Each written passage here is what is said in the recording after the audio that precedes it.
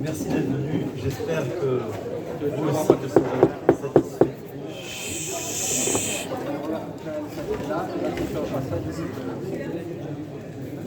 Il faut savoir qu'un cours de Torah en public, comme disait un rave, vous savez, on a une obligation d'étudier chaque jour.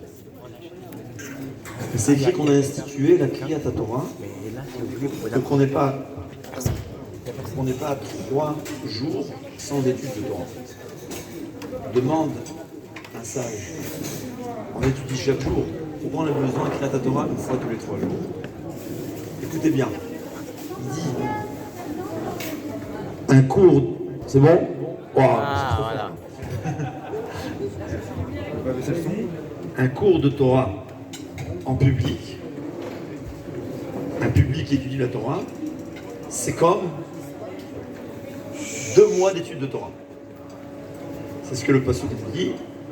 Un soldat pourra faire fuir 1000 ennemis et 2 soldats pourront faire fuir 10 000 ennemis, parce qu'on ne peut pas comparer une personne qui étudie la Torah à 2. Et si on a 10 ou 20 ou 30, alors vous imaginez combien ça fait. Donc c'est vraiment un plaisir de voir tellement de personnes au cours. Je vais essayer d'expliquer ce que c'est le Shabbat. Je commence par, il y a 5 ans, j'ai aménagé ma maison. On a des volets. En Israël, c'est 50 kilos. Donc, pour le Chol, le jour de la semaine, on a un bouton électrique. On appuie le bouton, ça marche. Et pour Shabbat, il est venu m'installer une manivelle. Je me dis, Rav, c'est quoi ce Shabbat-là? C'est beaucoup plus facile d'appuyer un bouton que de prendre un manivelle. Il a raison. Ouais. D'ailleurs, c'est pour ça que Shabbat, je ne me suis jamais fermé les volets. Je lui ai dit, dis-moi, Akadosh Baruch Hu, il s'est fatigué quand il a créé le monde. Pourquoi tu penses que Shabbat, c'est le repos de la fatigue? Qui t'a dit? C'est une erreur. Shabbat, c'est pas pour se reposer, c'est aussi pour se reposer, aussi. Mais principalement autre chose. On va faire des études sur texte. Regardez, j'ai imprimé, numéro 1, il y a une différence dans la façon que Akadosh Baruch Hu nous a enseigné le Shabbat dans les premières tables de la loi, donc Parashat Yitro, et Parashat Vaetranan, il y a une différence. Si vous remarquez, Parashat Yitro, Hachem nous dit, souviens-toi du Shabbat, 6 jours tu vas travailler et tu feras tout ton travail, et le 7e jour, il est consacré à Hachem. L'ota sekol melacha, tu ne feras aucun travail, toi, ton fils, ta fille, ton esclave, ta servante, tes animaux, et même les guérim, donc les étrangers. Il ne faut pas travailler Shabbat.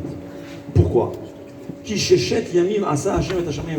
que pendant 6 jours, Akadosh Baruch Hu a créé le ciel et la terre, la mer et tout ce qui s'y trouve, et Vayanach Bayom Hashevi.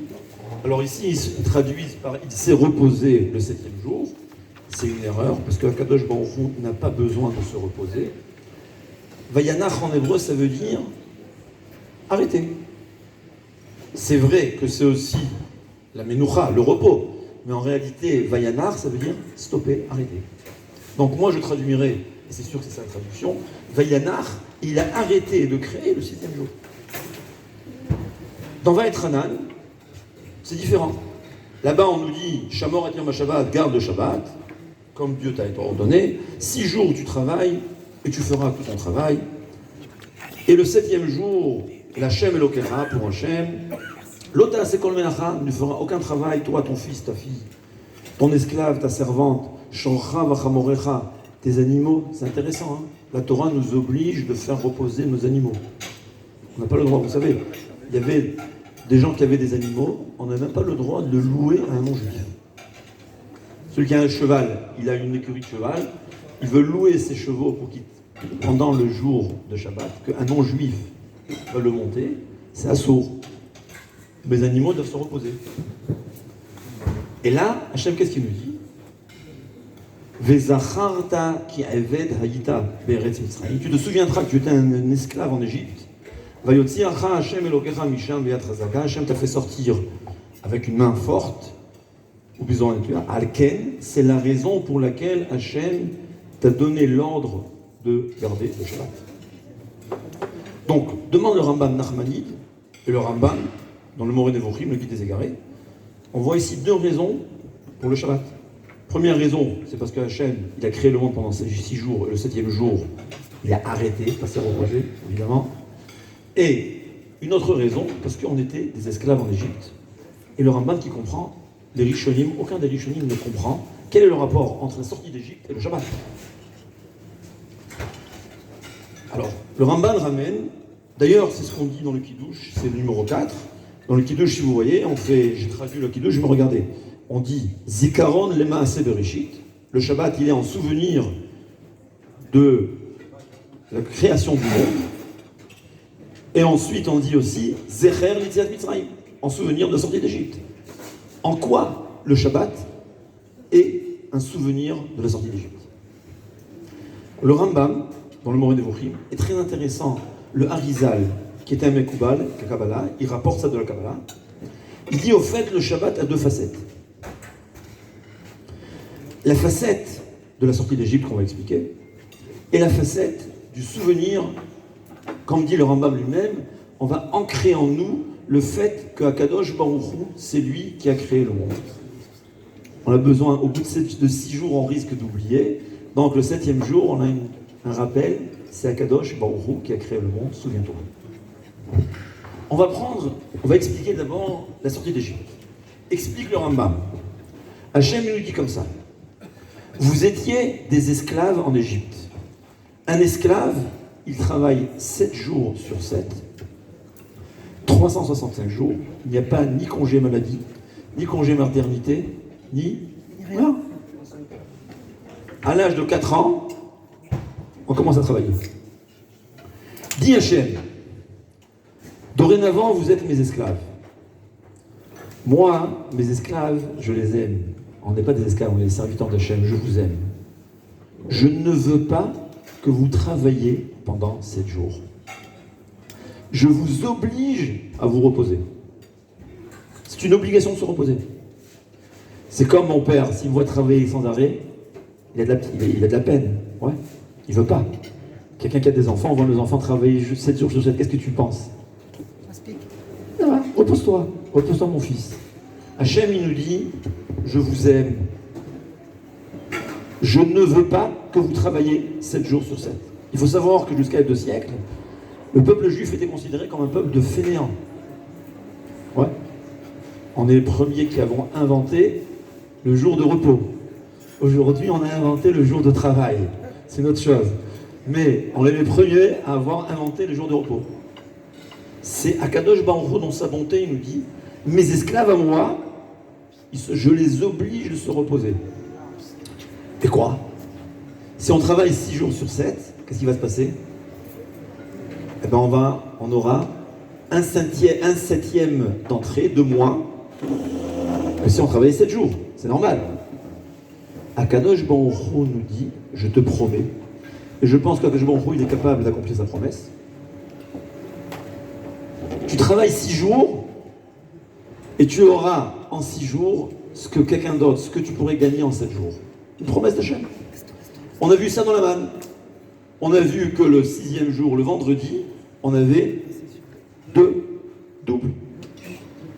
Tu n'as pas besoin de travailler Shabbat. Hachem, il nous dit, ne travaille pas Shabbat. En 6 jours, tu gagneras. Autant. Alors moi, mon fils, je ne peux pas lui dire, travaille moins, sauf si j'ai les moyens de lui payer. Mais Hachem, il peut le dire. C'est ce que Hachem nous a dit. C'est une promesse. Combien de balais de chouva qui me racontent? On a essayé. J'ai essayé. J'ai un taxi de Paris, il me dit, j'ai essayé. Il dit, je comprends pas. En 6 jours, je gagne autant que 7 jours de travail. Et bien en Israël, d'ailleurs je suis un peu fier parce que ma femme, elle a du mérite dans ça.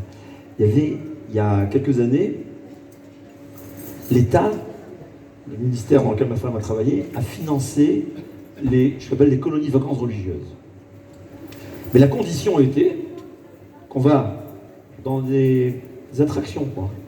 La condition, c'est seulement des attractions qui gardent Shabbat. Donc il y a beaucoup d'attractions qui ont décidé de garder Shabbat pour gagner cet argent. Mais ils disent tous,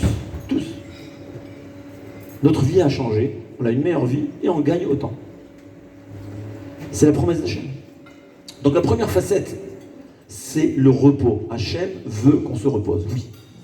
C'est notre Père, il a le droit de nous exiger de se reposer. On n'a rien à craindre. Mais ça, c'est la facette facile. C'est la facette que d'ailleurs, c'est le Rambam qui le dit. Le Ramban Nachmanide n'est pas d'accord avec ça. Il dit qu'il n'y a pas cette facette. Il dit, je pense qu'il y a aussi une obligation de se reposer Shabbat. Et à mon avis, comme ça le Rambam dit, je suis convaincu que si quelqu'un il va ouvrir un magasin d'une façon où il ne transgressera aucun interdit, c'est quand même interdit. Parce que Shabbat, il faut se reposer. C'est Shvut, c'est ce que la Torah nous dit, mais c'est moins grave. D'après le Nachmanide, on doit aussi se reposer. D'après le Rambam, c'est ce que Hachem nous enseigne dans Parashat Vayetrana. Mais c'est quoi Parashat Yitro? Parashat Yitro, ça vient nous enseigner le témoignage. On témoigne que Hachem, puisque Hachem, pendant 6 jours, il a créé, et le 7e jour, il a arrêté de créer, c'est la raison pour laquelle, nous, pendant le 7e jour, qu'est-ce qu'on fait? On ne va ne rien créer. Quand j'allume la lumière, je ne me suis pas fatigué. Au contraire, jusqu'à présent, j'étais dans l'obscurité, tout d'un coup, j'ai la lumière. C'est super. Mais ce que j'ai fait, j'ai créé de la lumière. Akadosh Baruch Hu, il nous dit, je veux que toi, tu te conduises à mon image. Shabbat, je n'ai qu'entretenu ce qui a été créé avant. Toi aussi, le jour de Shabbat, tu vas ne rien créer. Donc au fait, on témoigne, pas parce qu'on va se reposer, notre témoignage est fait par le fait qu'on ne crée rien du tout. Tous les 39 mélachot, c'est des créations. C'est créer quelque chose. On peut se fatiguer Shabbat, mais on n'a transgressé aucun interdit. On a transgressé, d'après le Ramban, ce que Hachem nous dit, Shabbat, je veux que tu te reposes en plus, mais aucun interdit grave. Parce que Shabbat, le témoignage se fait par le fait qu'on ne va rien créer. Donc, la manivelle, c'est plus fatigant, c'est vrai, mais je n'ai rien créé. Alors que quand j'appuie sur le bouton, j'ai créé quelque chose, j'ai créé un système électrique qui va faire fonctionner ces volets. Donc, c'est ça la deuxième facette.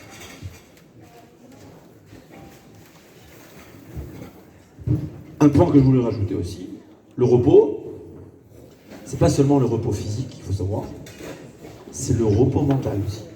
On doit oublier ses affaires. C'est facile. Hein? On est Keilou Kol Hachem, dans le passage que c'est écrit, tu feras tout ton travail. C'est quoi tout ton travail? Je dois être considéré comme si tout n'est rien. Tout est passé. Le Shabbat, au fait, c'est un corona. Une fois par semaine, on a un corona. Tout a stoppé. Shabbat, c'est quoi Shabbat? Stop. C'est arrêté. Tout arrêté. Même la tête doit se reposer. Un repos mental et un repos physique. Et ne vous inquiétez pas, Akadosh Baruch Hu, il s'est remboursé. Ouais. Et quelqu'un il s'est dit, moi, je vais réfléchir pendant 24 heures comment faire mes affaires. J'aime lui dire, repose-toi 24 heures, et tu verras que Motzai et Shabbat, après la Havdalah, tu auras tout d'un coup une idée que normalement, ça devrait te prendre 72 heures pour la comprendre. C'est une promesse d'Hachem. Donc rappelez-vous, Shabbat, c'est premièrement un repos total, physique et mental. Deuxièmement, un témoignage envers Hachem. Mais la question se pose. C'est un calvaire en ce moment, Shabbat. Peut-être parce que Shabbat c'était dans le désert là-bas. Shabbat ne sortait pas à 11h, je pense. Non? Hein? C'est pour ça? J'ai une question. Comme vous voyez, regardez dans 5a, b, c, on sait que Shabbat, on appelle dans le chant, on le dit Me'en Olam Haba. C'est quoi Me'en Olam Haba? Un avant-goût du Olam Haba, du monde futur. Ouais. C'est la Gemara, c'est dans le chant en fait. Mais la source, c'est dans la Gemara Masechet Brachot, qui nous dit Shabbat, Echad Meshishim le Olam Haba. Shabbat, c'est 1/60e du Olam Haba. C'est quoi 1/60e? Vous savez que dans la kashrut, si on a un morceau de viande pas cachère qui s'est mélangé à une soupe, s'il y a 60 fois, donc il n'y a plus de goût. Il y a 59 fois, c'est le minimum de goût. Qu'est-ce que ça veut dire? C'est le minimum possible de goûter le Olam Haba, le monde futur. C'est ça Shabbat. La Gemara nous dit, dans 5a, Amarlo Akadosh Baruch Hu le Moshe, Baruch Hu a dit à Moshe Rabbeinu, Matana Tova Yeshli Bevet Genazai. J'ai un cadeau précieux parmi mes trésors. Ve Shabbat Shema, il s'appelle Shabbat. En fait, c'est un cadeau qu'Hachem nous donne, et je veux le donner, l'offrir au peuple juif. Va leur faire savoir. Pour beaucoup, le Shabbat, c'est pas un cadeau. Et pour d'autres, c'est un super cadeau. Ouais, quand on est habitué, évidemment. Mais on va essayer d'expliquer en quoi c'est un cadeau.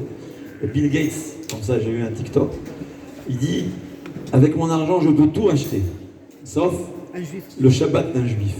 Il avait une fois, il voulait un juif qui fasse une conférence, il lui a proposé tout ce qu'il voulait.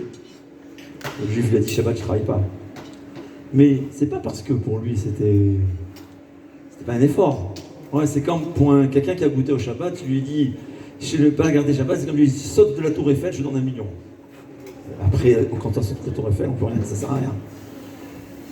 En quoi Shabbat, c'est un cadeau? En quoi Shabbat, c'est Me'en Olam Haba? Alors on a tendance à dire, c'est quoi Me'en Olam Haba? La Bkaya pour les Tunisiens, la Daf pour les Marocains, et le Gefilte Fish pour les Ashkenazim. Hein, c'est ça l'Olam Haba? C'est quoi le monde futur? Quand on goûte quelque chose de bon, Me'en Olam Haba. Hein? Gan Eden. Gan Eden. Le problème est que dans le Olam Haba, à ma connaissance, la Gemara a dit, ni on mange, ni on boit, ni on dort. Qu'est-ce qu'on fait au Olam Haba? C'est quoi le plaisir du Olam Haba? C'est un plaisir spirituel. On va comprendre ce que c'est. Au fait, le Olam Haba, c'est quoi? Comme le Ramchal l'explique. C'est la proximité d'Akadosh Baruch Hu. Akadosh Baruch Hu, c'est la source du plaisir, la source de la bonté. Plus on est proche d'Hachem, plus on aura du plaisir. Toutes les mitzvot que Hachem nous a données, c'est pour transformer notre ADN humain en ADN divin. Plus j'ai fait des mitzvot, plus je suis compatible avec Akadosh Baruch Hu, plus je peux m'approcher d'Hachem, et plus je suis proche d'Hachem, plus j'ai du plaisir. Au fait, tout le seul plaisir qu'on a, c'est la proximité d'Akadosh Baruch Hu. C'est quelque chose qui est inconcevable pour un homme qui est sur terre.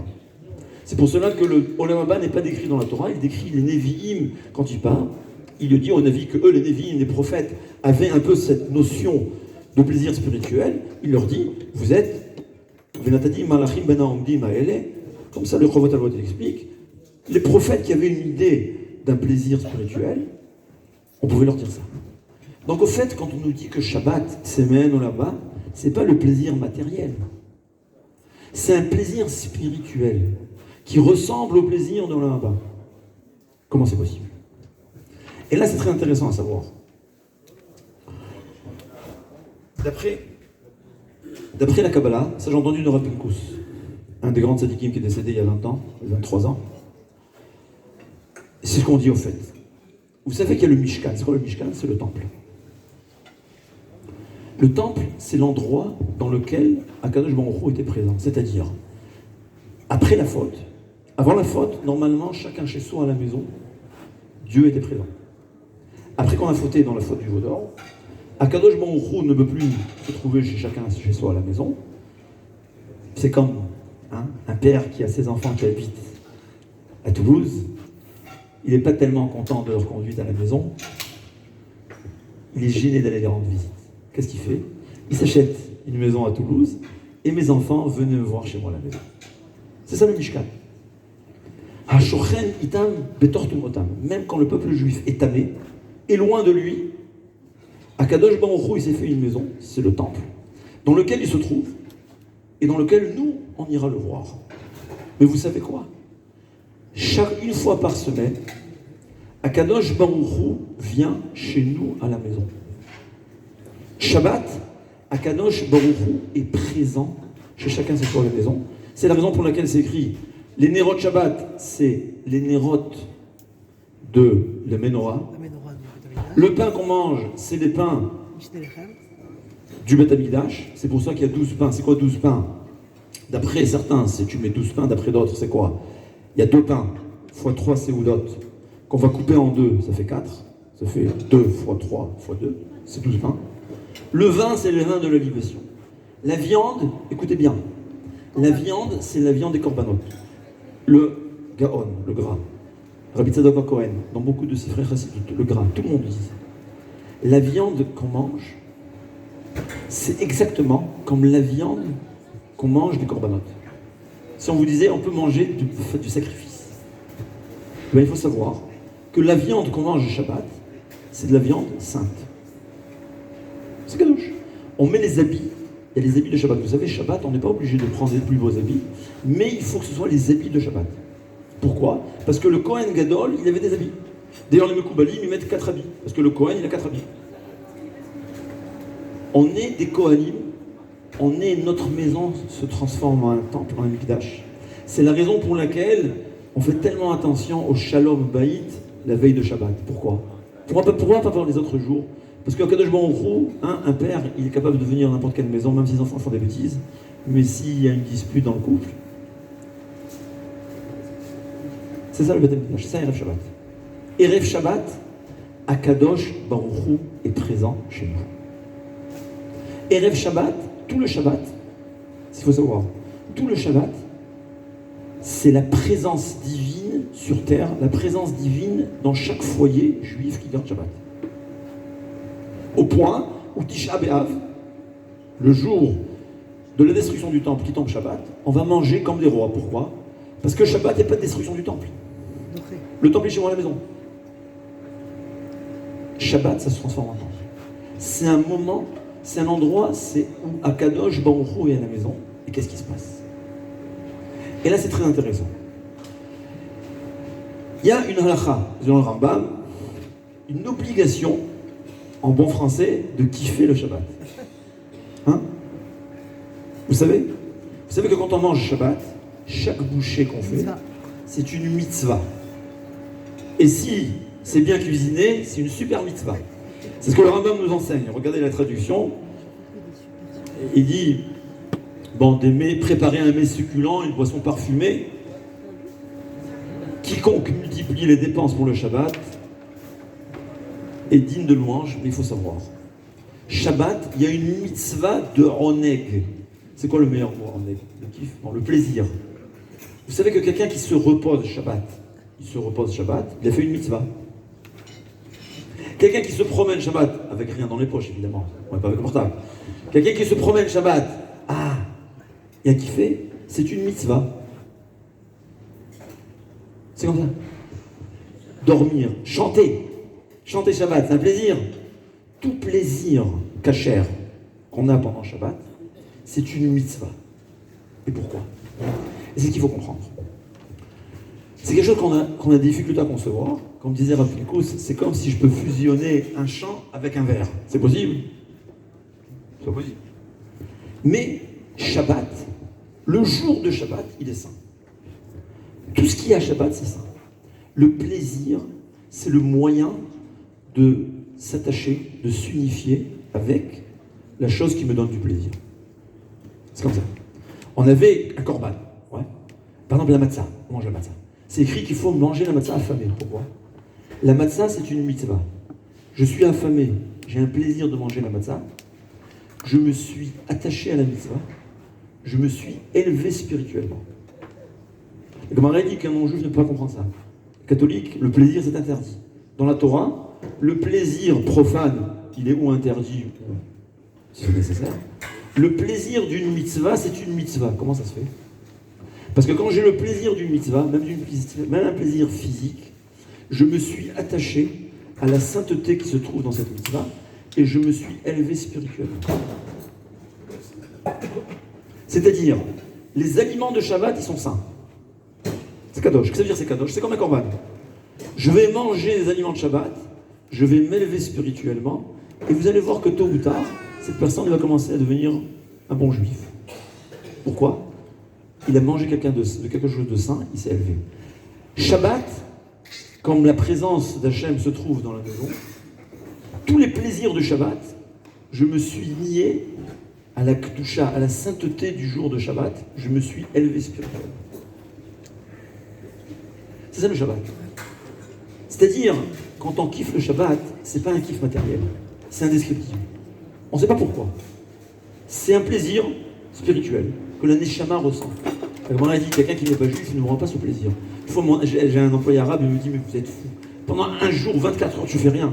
Je dis, tiens raison, toi tu fais rien, tu n'as aucun plaisir. C'est pas possible qu'un arabe ait un plaisir de rester 24 jours, 24 ans. Moi, je vous dis franchement, ma femme, elle travaille 18 heures pour préparer son Shabbat, sans parler qu'elle travaille 12 heures par jour. Moi, de Shabbat, elle me dit, ouais, j'attends le prochain Shabbat. Je lui dis, mais attends, laisse-moi le temps de me reposer. C'est un plaisir spirituel. Un plaisir spirituel que Hachem a mis dans le matériel, dans le profane. Je me repose Shabbat, je me suis lié à Kadosh Baruch Hu. Je mange Shabbat, chaque bouchée, je me suis lié à Kadosh Baruch Hu. J'avais parlé de ça à quelqu'un. Il m'a dit son grand-père, c'était apparemment un tzaddik nistar. Il m'a dit qu'il était très mince. En semaine, il ne mangeait rien. Shabbat, il n'arrêtait pas de manger. C'est m'a dit. Il n'arrêtait pas de manger. Pourquoi? C'est la Gemara dit que dans le Beth Amikdash, les grands tzaddikim, les korbanot, ils mangeaient, la Gemara a décrit là-bas des centaines de kilos de viande par jour. Comment c'est possible? Je ne sais pas. Mais quelque chose, un aliment sain, tu le manges, tu fais une mitzvah. C'est quoi une mitzvah? Ça t'approche la Kadosh Baruch Hu. C'est ce qu'il faut savoir. Et pour conclure, Rav Steinman, Zecher Tzadik V'Kadosh Livracha, décédé il y a quelques années. C'est quelqu'un à l'âge de 100 ans, il connaissait tout le Shas, Gemara, Rashi, Tosfot par cœur, quelques millions de mots par cœur. On lui a dit, par quoi commencer? Pour quelqu'un qui veut s'approcher d'Hachem, veut s'approcher du judaïsme, par quoi commencer? Il a dit Tfilin, Tzitzit, bon, et Shabbat. Alors l'autre, il a compris, Shabbat, c'est quoi Shabbat? Il a dit non. C'est Udot Shabbat. Le repas de Shabbat. Quelqu'un qui décide, je commence par le repas de Shabbat. Hachem n'exige pas au-delà de nos forces. Quelqu'un qui ne connaît pas le Shabbat, il a dit, les gens ils commencent par faire le Shabbat entier, ça coule. Il y a qui réussissent, il y a toujours des exceptions. Mais Rabbi Sazander, il dit, pour la majorité des gens, c'est petit à petit. Nous dit Rav Steinman, commence par le repas de Shabbat. Évidemment, un repas kasher. Un repas qui a été fait kasher, quand je dis, ça veut dire on peut prendre des chauffe-plats. Un Shabbat, un repas sans smartphone, ouais. Évidemment, parce que sinon c'est plus un repas de Shabbat. Je garde Shabbat pendant 1 heure. 1 heure. Le temps du repas. Je kiffe. J'ai gardé Shabbat 1 heure, c'est inimaginable. Et je me suis attaché, je vais commencer à sentir, une fois que j'aurai le plaisir de ce Shabbat, je vais m'attacher à Kadosh Baruch Hu. Je vais me rapprocher de Kadosh Baruch Hu. Et après, je vais garder Shabbat, pas parce qu'on est obligé, parce que c'est mon kiff. Parce que mon âme va se développer, elle va s'approcher d'Hachem. Et le Shabbat lui-même, c'est un plaisir. C'est un plaisir. La preuve, c'est qu'il y a beaucoup de gens qui ont fait Teshuvah, vous leur demandez, ils vont dire en Shabbat, c'est lui, il n'y a rien de mieux. C'est comme ça. Un plaisir, rappelez-vous. Shabbat, c'est le moment, une fois par jour, on témoigne qu'Akadosh Baruch Hu, tu es le créateur, et Akadosh Baruch Hu, il vient nous rendre visite. C'est pas mal, non? Hein? Si je dirais à vous que Rav Ovaya Yosef ou Baba Sali viennent à la maison, qu'est-ce qu'on aurait fait? Alors il faut savoir que le Shabbat, c'est Akadosh Baruch Hu qui vient chez nous à la maison. C'est pour ça qu'il faut faire très attention qu'il y ait le shalom. Parce qu'il n'y a rien de pire qui éloigne Hachem que la marloquette. Shabbat, Akadosh Baruch Hu est chez nous. Shabbat, chaque plaisir qu'on a, c'est une mitzvah. Une mitzvah de Shabbat. Chaque plaisir qu'on a, ça nous attache à Hachem, ça nous rapproche d'Hachem. Et vous allez voir que tôt ou tard, sans le vouloir, on va garder Shabbat. C'est ça le Shabbat. Donc c'est ce que j'ai dit, régénérer son corps, régénérer son âme. C'est-à-dire, on se repose pas pour le passé. On se repose pour nous donner les forces la semaine prochaine. Le Shabbat, on est toute la semaine, on est au travail, hein, en pleine ville. Je ne vais pas dire ce qu'on voit et ce qu'on entend. Shabbat, on a régénéré, on s'est attaché à Kadosh Baruch Hu, on a rempli, on a chargé nos batteries spirituelles, on est lié à Hachem. Et même si pendant la semaine on est dans le profane, on reste attaché à Kadosh Baruch Hu. C'est ça le Shabbat. C'est les forces pour la semaine prochaine, les forces physiques et les forces spirituelles pour rester un bon juif, malgré le fait que pendant la semaine, on est là où on est. Et pour conclure, le Ohr HaChaim HaKadosh, la Gemara dit que celui qui garde Shabbat, il est shutaf les maaseh Bereshit, il est associé à HaKadosh Baruch Hu. Demande le Ohr HaChaim HaKadosh dans Bereshit. Si on voulait dire que juste c'est quelque chose d'important, il y a d'autres moyens de le dire. Qu'est-ce que ça veut dire? On est shutaf les maaseh Bereshit, associé à HaKadosh Baruch Hu. Écoutez bien. Il dit, HaKadosh Baruch Hu, il a créé un monde pour 6 jours. Pour qu'il continue, il faut de l'énergie. L'énergie qui fait fonctionner le monde dans les 6 jours prochains, c'est le Shabbat. Ils disent, si Chas Veshalom, il y avait un Shabbat où aucun juif ne garde Shabbat, il n'y a plus d'énergie pour l'univers, je ne passe pas le monde, c'est l'univers entier, ça se décompose.